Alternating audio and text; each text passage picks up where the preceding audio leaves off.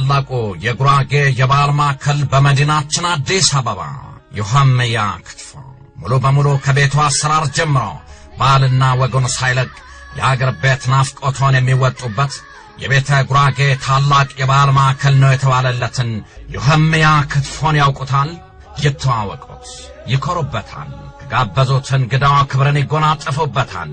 ዮሐንያ ክትፎ የክትፎ ቅቤው በልዩ ባለሙያ ይነጠራል። ጎመን ክትፎ ከቆጮ፣ አይብ ከጎመን መላው ይቀልጣል። በዮሐንያ ክትፎ ብቻ ሳይሆን የክትፎ ብፌ ተጋብዘው ይመለሳሉ። ተመግበው ሲያበቁ የቅቤ ቡናውን ይጎነጫሉ።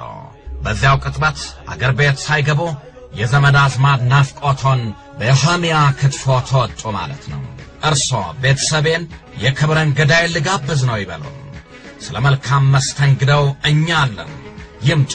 22 ማዞሪያ ከዋልማት በስተጀርባ ከበቂ የመኪና ማቆሚያና አስተማማኝ ጥበቃ ጋር ፒያሳ ደጎላ አደባባይ ከመብራት ኃይል ዝቅ ብሎ ያገኙናል። በዮሐንያ ክትፎ የጉራጌ የባህል ማዕከል በአዲስ አበባ